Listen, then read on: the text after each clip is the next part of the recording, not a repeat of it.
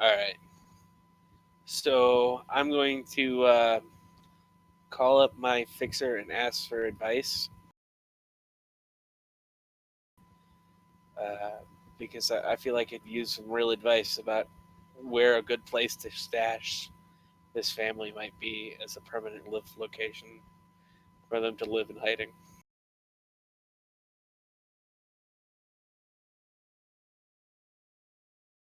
So this is your Fixer OC remix? Yeah, let's go with OC Remix. Yeah, so OC remix is like, no, yeah, cat. So, what? You take a wet work job and you want to fake a wet work. Yeah, I'm gonna fade it to wet work because it, people don't really care if they're dead just as long as they're permanently out of the way. Yeah, okay, so, are the marks going to go along with this? That might be a good question.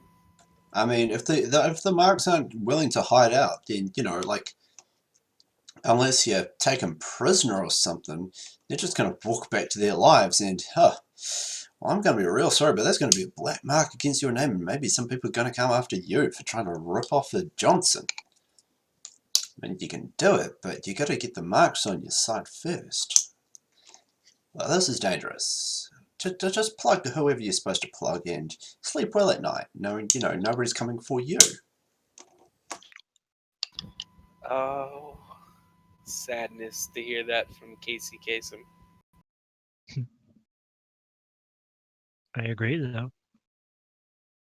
I mean, your fixer's looking out for you. Right? And that includes not having somebody coming after you to kill you because you tried to betray Johnson. Yep.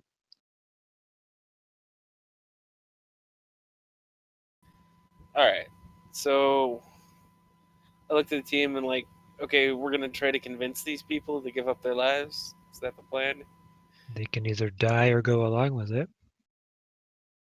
I'm really thinking we ought to geek the wife anyway. What about the wife? She's sort of a bitch. Yeah, I think she you might talked be to a her in pain. there? No, did not Then, actually talk to her. then how do you know?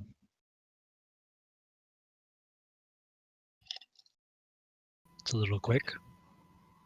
I mean, there's the Nova Coke, the sleeping around. Everyone does Nova Coke. Not everyone does Nova Well, Coke. And Black Cat will get like this mean looking stare at Minwana. everyone who's all smiles does Nova Coke.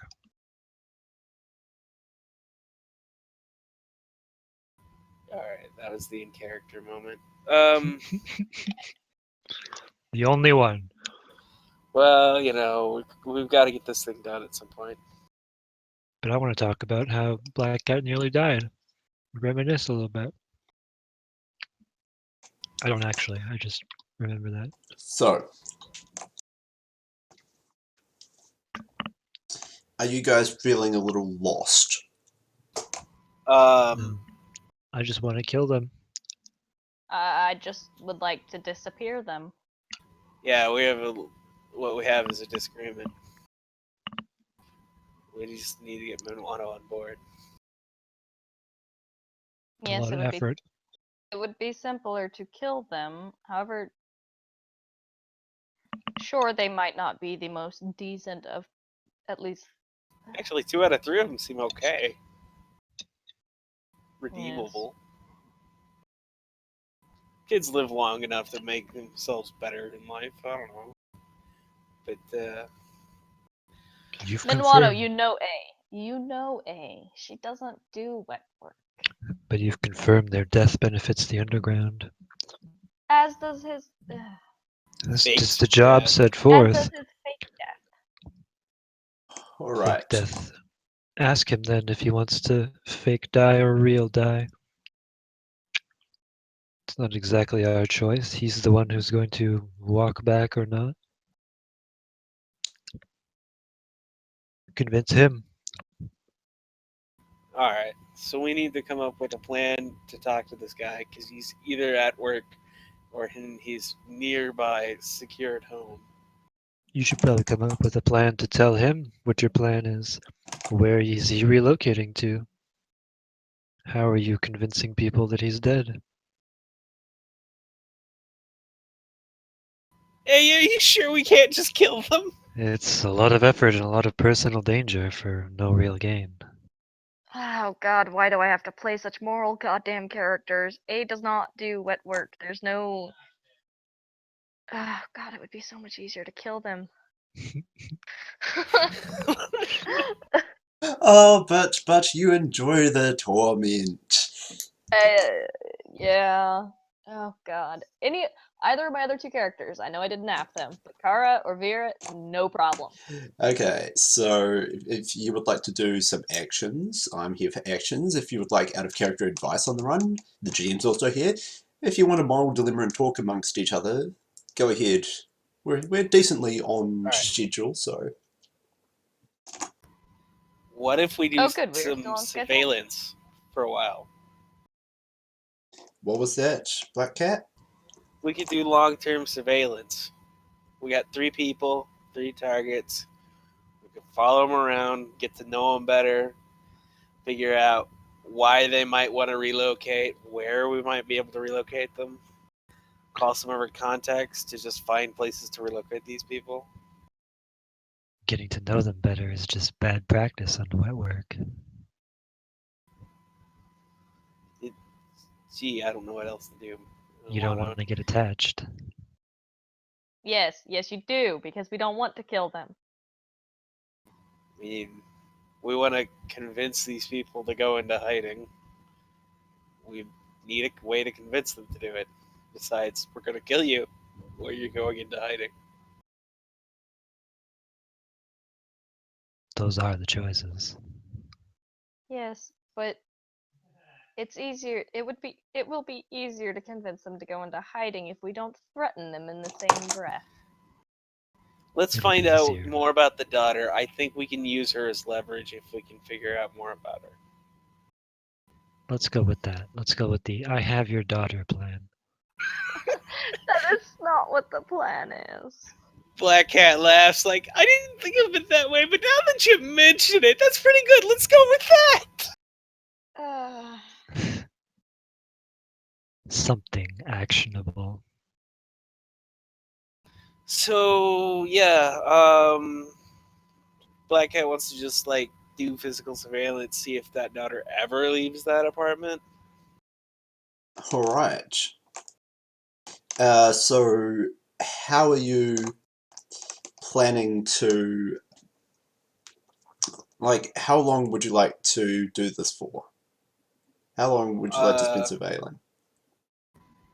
24 hours at least. Yeah, okay. And would you like to just watch the apartment from some nearby place, or would you like to use some of your senses, or would you like to do something else? I'm thinking we get a hiding spot on top of a building.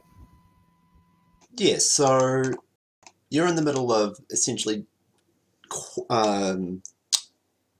commercial Bellevue. You can actually just rent a relatively cheap hotel room for a couple of days if you would like. Yeah. I'll rent a hotel for a day or two.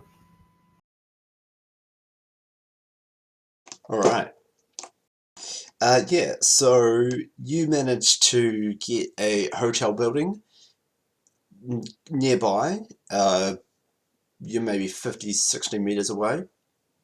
And you have a window and a balcony, and you're on the 13th floor.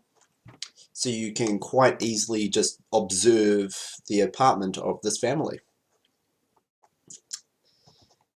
What sensors do you have? Sensors? Yeah, like, do you have any sensors you're going to be using, or are you just going to be, watching? I mean, besides, like, I think I've got. Oh no, that's not my gun, isn't it? Basically, I have a Geiger counter. Yeah, that's it. I have a camera and a Geiger counter.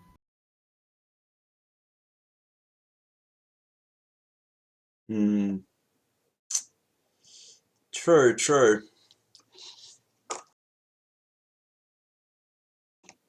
So, who else is going to, go to this hotel room and watch out with Black Cat?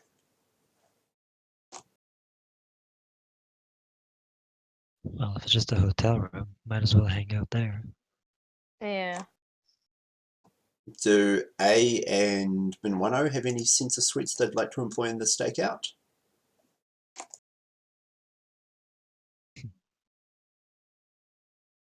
Not being all that invested, not really. I'll also bring He's out a. Oh, I'm sorry. he's just waiting for them to come around to his point of view. And we're doing the same. Pretty much. Black Cat has broken out a pack of playing cards, and we're probably playing some stupid game, like Old Maid. Okay, so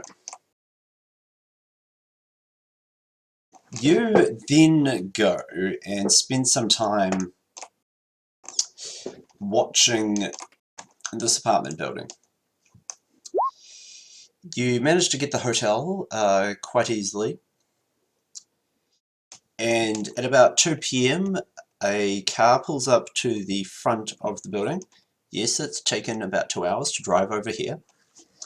And a visibly completely fucking wasted Madison Khan stumbles out of the car, totters over into the apartment building, and disappears from view. If you have any kind of vision magnification, yes? I mean, I imagine my camera can do a pretty good vision magnification. No, there's actually a bit of vision magnification gear. It's a vision enhancement that you put into vision gear. Only my gun has it. Let me check my gear. Well, if you have that, then you can, basically binocular zoom to their windows. And you see Madison Khan basically stumble over, fall down on her bed, and fall asleep. After an hour or two, she wakes up, vomits, and falls back asleep. Mother of the year right here. The entire time, Nicole is either sitting watching Trio, messing around on her comlink, or at a terminal, presumably studying. There's nobody else you see, go into the building who goes into the apartment from what you can see through the windows. It's just the two of them. As the afternoon drags on and you guys keep surveilling, you see at exactly 6 p.m, like on the dot of 6 p.m,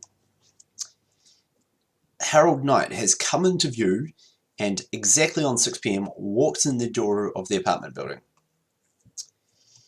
He's not alone, actually. There are two heavy-set, lantern-jawed thugs with him. Buzz cuts and earpieces, sunglasses and, armored suits. These guys look ex-military at least. Maybe even more dangerous.